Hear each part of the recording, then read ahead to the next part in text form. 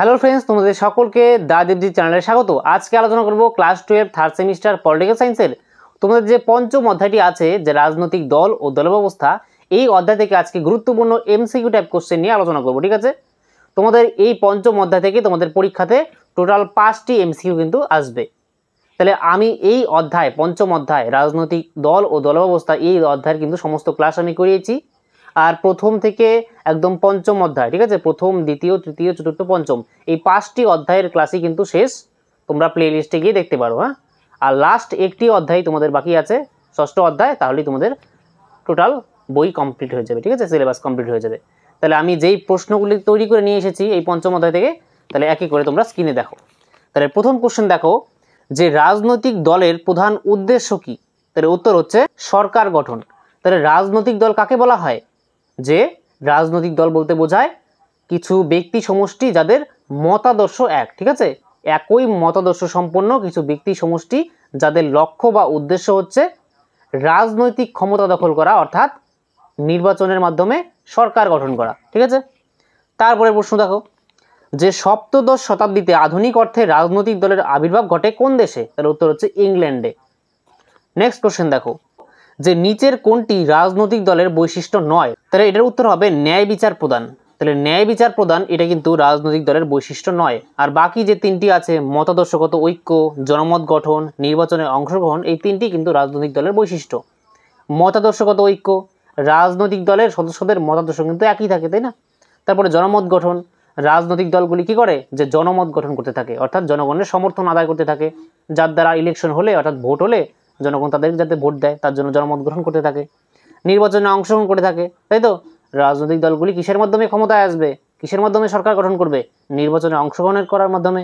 ঠিক আছে, তারপরে প্রশ্ন দেখো, যে ইংল্যান্ডের কোন বিপ্লব রাজনৈতিক দলের বিকাশে গুরুত্বপূর্ণ ভূমিকা পালন করেছিল? তার উত্তর হচ্ছে গৌরবময় বিপ্লব। ইম্পর্টেন্ট কোশ্চেন, মনে রাখবে। তারপরে প্রশ্ন দেখো, যে রাজনৈতিক দল হলো নির্দিষ্ট নীতি ও কর্মসূচির ভিত্তিতে সংগঠিত একটি গোষ্ঠী যার সদস্যরা সেই নীতিকে সরকারের নীতি হিসেবে প্রতিষ্ঠিত করতে চায়। উক্তিটি কার? তার উত্তর হচ্ছে ম্যাকাইভারের এই উক্তিটি। তারপরে প্রশ্ন দেখো, যে কে বলেছেন রাজনৈতিক দল হলো এমন একটি সংগঠন যা নির্বাচনে কর্মসূচি স্থির করে এবং প্রার্থী দাঁড় করায়? তার উত্তর হচ্ছে লাসওয়েল।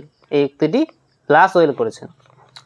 তারপরে প্রশ্ন দেখো, কে বলেছেন রাজনৈতিক দল হলো একটি গোষ্ঠী যার সদস্যরা একত্রিতভাবে রাজনৈতিক ক্ষমতা লাভের জন্য প্রতিযোগিতামূলক সংগ্রামে অবতীর্ণ হয়? তার উত্তর হচ্ছে জোসেফ শুম্পিটার।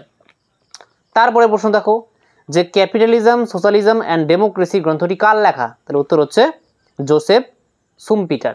ঠিক আছে, জোসেফ শুম্পিটারের এই গ্রন্থটি লেখা, ক্যাপিটালিজম, সোশ্যালিজম অ্যান্ড ডেমোক্রেসি। তারপরে প্রশ্ন দেখো, যে political parties their organisation and activity in the modern state গ্রন্থটি কার লেখা? তার উত্তর হচ্ছে মরিস দুভারজার। মরিস দুভারজারের এই গ্রন্থটি, political parties their organisation and activity in the modern state. তারপরে প্রশ্ন দেখো, যে রাজনৈতিক দলের কাজ হলো, তাহলে রাজনৈতিক দলের কাজ কি? তার উত্তর হচ্ছে জনমত গঠন। জনমত গঠন এটা কিন্তু একটা রাজনৈতিক দলের কাজ। ঠিক আছে, এটা একটা বৈশিষ্ট্যও বটে। আর যে নির্বাচন পরিচালনা করা, এটা কিন্তু রাজনৈতিক দলের কাজ না। নির্বাচন পরিচালনা করা কার কাজ? ভারতের যে ইলেকশন কমিশন আছে না, ইলেকশন কমিশন অফ ইন্ডিয়া, অর্থাৎ ভারতের যে নির্বাচন কমিশন আছে তার কাজ নির্বাচন পরিচালনা করা। তারপরে সংবিধান রচনা করা রাজনৈতিক দলের কাজ না। ঠিক আছে, তারপরে বিচার ব্যবস্থা পরিচালনা, এটা বিচার ব্যবস্থা পরিচালনা করাও রাজনৈতিক দলের কাজ নয়। জনমত গঠন এটা হচ্ছে রাজনৈতিক দলের কাজ। তারপরে প্রশ্ন দেখো, যে রাজনৈতিক দল কিভাবে জনমত গঠন করে?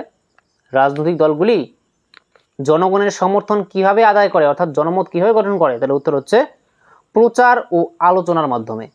ঠিক আছে, প্রচার চালায়, তারপরে আলাপ আলোচনা করে, জনগণের সমস্যাদির সমাধান সম্পর্কে কর্মসূচি গ্রহণ করে, জনগণকে বলে যে আমরা ক্ষমতায় এলে আমরা এই কাজটা করব, তোমাদের জন্য এই কাজটা করব, আমাদেরকে ভোট দিও।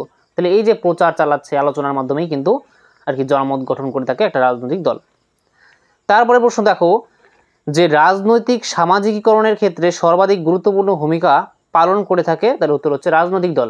রাজনৈতিক দল কিন্তু রাজনৈতিক সামাজিকীকরণের ক্ষেত্রে সর্বাধিক গুরুত্বপূর্ণ ভূমিকা পালন করে থাকে। তারপরে প্রশ্ন দেখো, যে একটি দায়িত্বশীল বিরোধী দল, তার উত্তর হচ্ছে সরকারের ভুল ত্রুটি তুলে ধরে। তাহলে একটা দায়িত্বশীল বিরোধী দল, দেখো একটা রাষ্ট্রের মধ্যে, একটা দেশের মধ্যে সরকার যে গঠন করে, যেই রাজনৈতিক দলটা, সেটা তো সরকার গঠন করলোই, অর্থাৎ নির্বাচনে যেই রাজনৈতিক দলটি জিতে যায়, জয়ী হয়ে যায়, সেই রাজনৈতিক দলটি সরকার গঠন করে। আর যেই রাজনৈতিক দলগুলি নির্বাচনে জিততে পারলো না, তারা বিরোধী দলের ভূমিকা পালন করে। আর সেই বিরোধী দলের একটা কাজ হচ্ছে যে তারা সরকারের যে ভুল, সরকারের যে ত্রুটি, সেটা ধরিয়ে দেওয়া। ঠিক আছে, সরকার কোনো ভুল নীতি প্রণয়ন করলো, সরকার কোনো ভুল পদক্ষেপ গ্রহণ করলো, তাহলে তার বিরুদ্ধে সরকারকে চাপে ফেলা। ঠিক আছে, বিরোধী দলগুলি কি করে, যে জনগণের মধ্যে সেই খবরটা ছড়িয়ে দেয় যে সরকার এই কাজটা করেছে, জনমত গঠন করতে থাকে, সরকারকে চাপে রাখে। তাহলে এটা হচ্ছে বিরোধী দলের একটা দায়িত্ব। তাহলে নেক্সট কোশ্চেন দেখো, যে জনগণের মতামত সরকারের নীতিতে প্রতিফলিত হয়, তাহলে উত্তর হচ্ছে রাজনৈতিক দলের মাধ্যমে। জনগণের যে মতামত, সেটা সরকারের নীতিতে প্রতিফলিত হয় রাজনৈতিক দলের মাধ্যমে।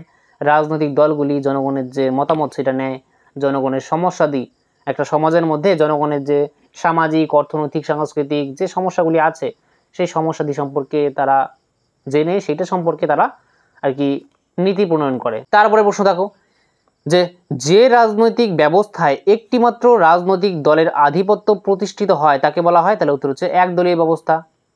ঠিক আছে, ওয়ান পার্টি সিস্টেম বা সিঙ্গেল পার্টি সিস্টেম। তাহলে যে রাজনৈতিক ব্যবস্থায় একটি মাত্র রাজনৈতিক দলের আধিপত্য প্রতিষ্ঠিত হয় তাকে বলা হয় একদলীয় ব্যবস্থা। ঠিক আছে, তারপরে প্রশ্ন দেখো, যে একদলীয় ব্যবস্থা পরিলক্ষিত হয় কোন দেশে, তাহলে উত্তর হচ্ছে চীনে। চীন হচ্ছে এমন একটি দেশ যেই দেশে একটা মাত্র কি আছে, যে রাজনৈতিক দল আছে। যেমন ভারতে তো অনেক রাজনৈতিক দল আছে, এর জন্য ভারতে দেখা যায় বহু দলীয় ব্যবস্থা। ঠিক আছে, ভারতে বহু দলীয় ব্যবস্থা দেখা যায়, কিন্তু চীনে একদলীয় ব্যবস্থা দেখা যায়। আর চীনে মাত্র একটাই দল আছে, সেটা হচ্ছে চীনের কমিউনিস্ট পার্টি। ঠিক আছে, communist party of China. Next question দেখো, যে রাজনৈতিক ব্যবস্থায় দুটি প্রধান রাজনৈতিক দলের আধিপত্য প্রতিষ্ঠিত হয় তাকে বলা হয়, তার উত্তর হচ্ছে দ্বিদলীয় ব্যবস্থা।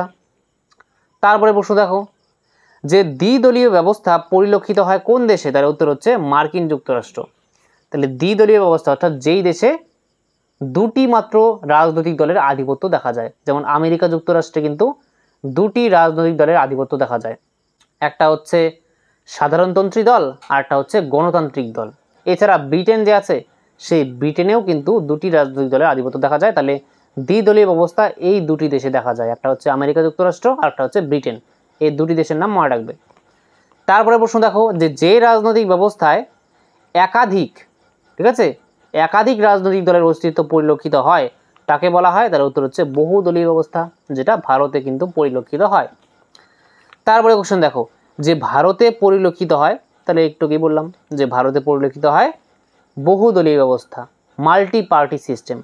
ঠিক আছে, তারপরে প্রশ্ন দেখো, যে ভারতের জাতীয় দলের মাপকাঠি নির্ধারণ করে, তার উত্তর হচ্ছে ভারতের নির্বাচন কমিশন।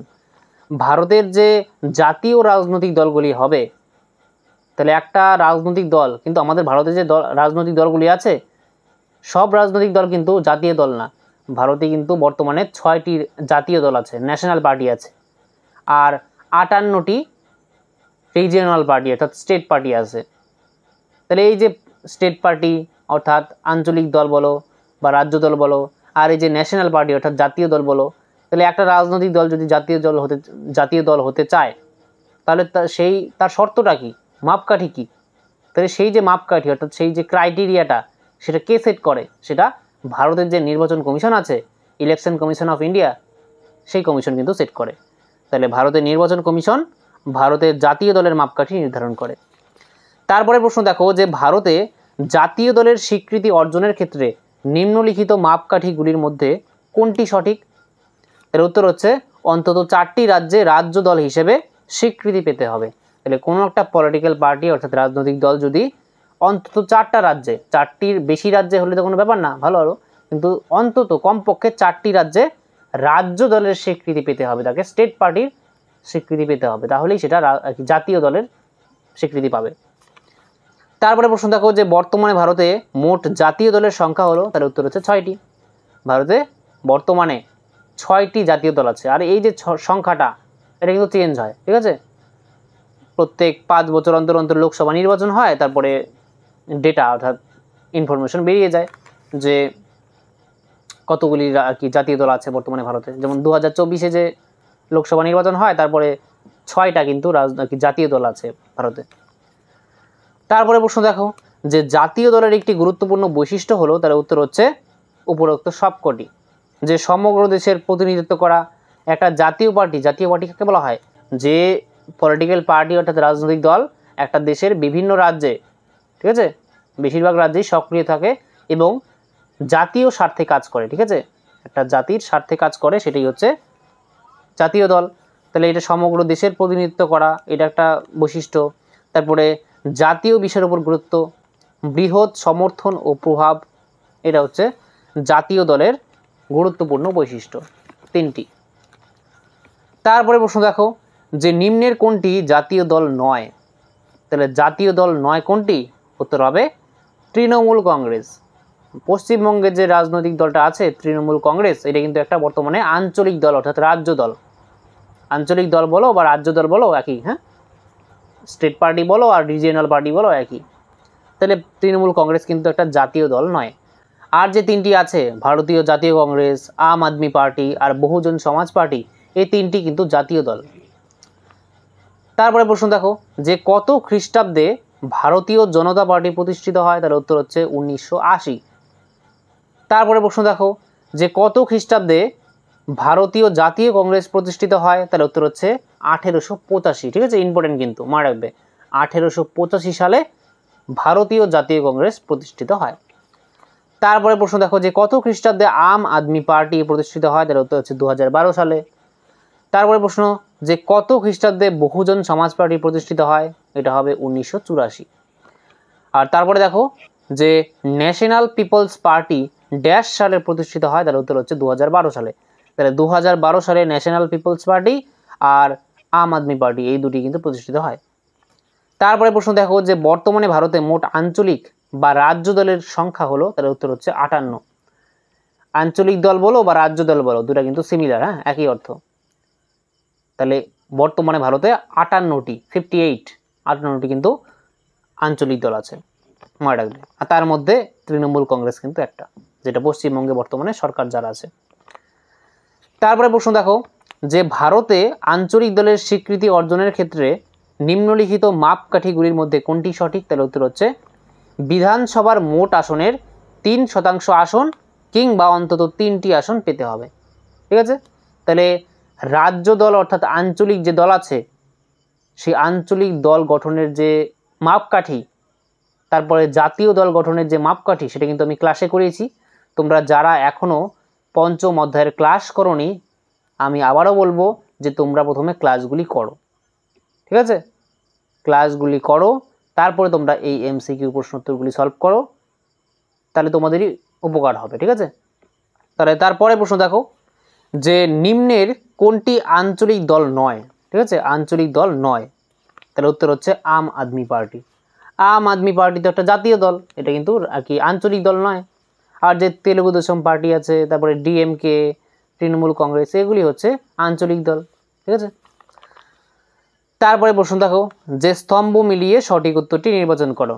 তাহলে A স্তম্ভের সঙ্গে B স্তম্ভটা মেলাও। দেখো তাহলে এখানে বিজেপি আছে, সাধারণতন্ত্রী দল আছে, রক্ষণশীল দল আছে, চীনের কমিউনিস্ট পার্টি আছে, এদিকে রাজনৈতিক দলের নাম আর একদিকে দেশের নাম। তাহলে কোন দেশে কোন রাজনৈতিক দল দেখা যায়? তাহলে বিজেপি, এটা কিন্তু ভারতে দেখা যায়, তাই না? তারপরে সাধারণতন্ত্রী দল, এটা দেখা যায় আমেরিকা যুক্তরাষ্ট্রে অর্থাৎ মার্কিন যুক্তরাষ্ট্রে। তারপরে রক্ষণশীল দল, এটা ব্রিটেনে দেখা যায়। আর চীনের কমিউনিস্ট পার্টি, এটা তো চীনে দেখা যায়। তাহলে অপশন A নম্বর হচ্ছে সঠিক উত্তর। ঠিক আছে, তারপরে প্রশ্ন দেখো যে স্তম্ভ মিলিয়ে সঠিক উত্তরটি এটাও নির্বাচন করো। A স্তম্ভের সঙ্গে B স্তম্ভ মেলাও।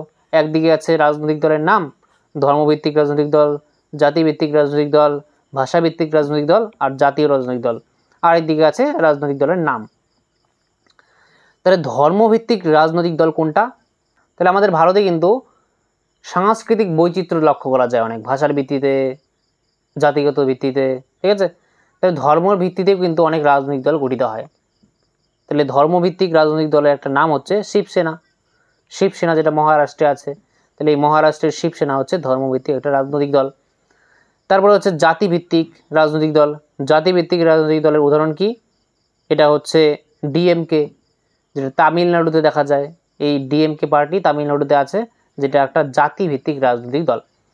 তারপরে ভাষাভিত্তিক রাজনৈতিক দল, যেমন গোর্খা জনমুক্তি মোর্চা, ঠিক আছে, এটা একটা ভাষাভিত্তিক রাজনৈতিক দল। আর লাস্ট হচ্ছে জাতীয় রাজনৈতিক দল, এটা হচ্ছে ভারতীয় জনতা পার্টি অর্থাৎ বিজেপি, এটা একটা জাতীয় দলের উদাহরণ। ঠিক আছে, তাহলে অপশন বি নম্বর হচ্ছে অ্যান্সার।